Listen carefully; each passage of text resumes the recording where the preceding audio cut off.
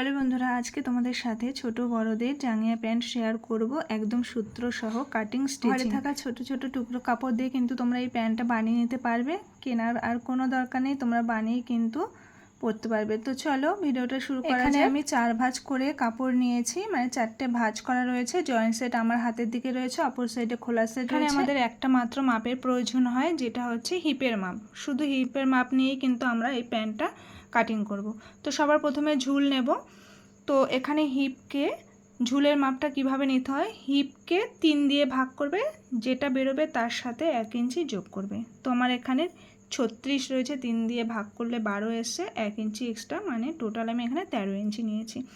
এরপর নাও চওড়ার মাপ, হিপ 36, তাকে 4 দিয়ে ভাগ করতে হবে। তাহলে আমার 4 9 36, তার সাথে 1/2 ইঞ্চি এক্সট্রা জুড়তে হবে।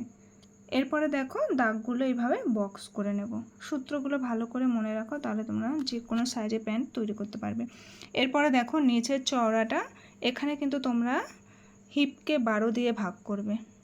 তো আমার এখানে 36 আছে, 12 দিয়ে ভাগ করেছি, 3 এসেছে। আর এখানে এই সাইড কিন্তু তোমরা 6 দিয়ে ভাগ করবে। তো আমার 6 6 36, 6 এসছে। আর কোণ থেকেও 6 ইঞ্চি নেবে, নিয়ে কিন্তু এইভাবে শেপ দিয়ে নেবে।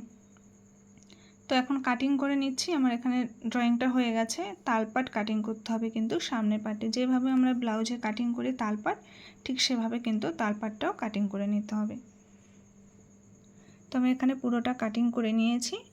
এরপরে চলো দেখো আমার নিচ থেকে জয়েন্ট পড়েছে, এখানে আমি আর নিচে জয়েন্ট দেব না। তোমাদের যদি কাটা কাপড় পরে তবে কিন্তু তোমরা জয়েন্ট দিয়ে নেবে, ঠিক আছে। তো দেখো এরপরে আমি সামনের দিক থেকে 1/2 ইঞ্চি বা 1 ইঞ্চির মতো এরকম নিয়ে তালপাটের শেপটা কাটিং করে নেব। এটা কিন্তু তোমরা অবশ্যই কাটিং করে নেবে, তাহলে উঠতে বসতে সমস্যা হবে না কোনো, ঠিক আছে।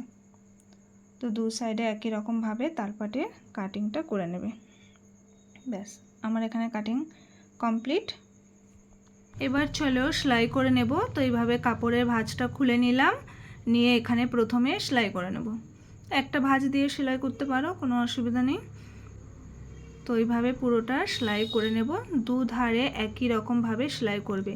আর যাদের মিডিলে জয়েন্ট পড়বে অবশ্যই আগে জয়েন্টটা করে তারপরে এই সেলাইটা করবে। তো আমার একধারে সেলাই করা হয়ে গেছে, সেমভাবে অপর সাইডেও সেলাই করে নেব। তো এখানে আমার দুধারে সেলাই দেওয়া হয়ে গেছে, এখন আমরা ইলাস্টিক সেলাই মানে কাটিং করব।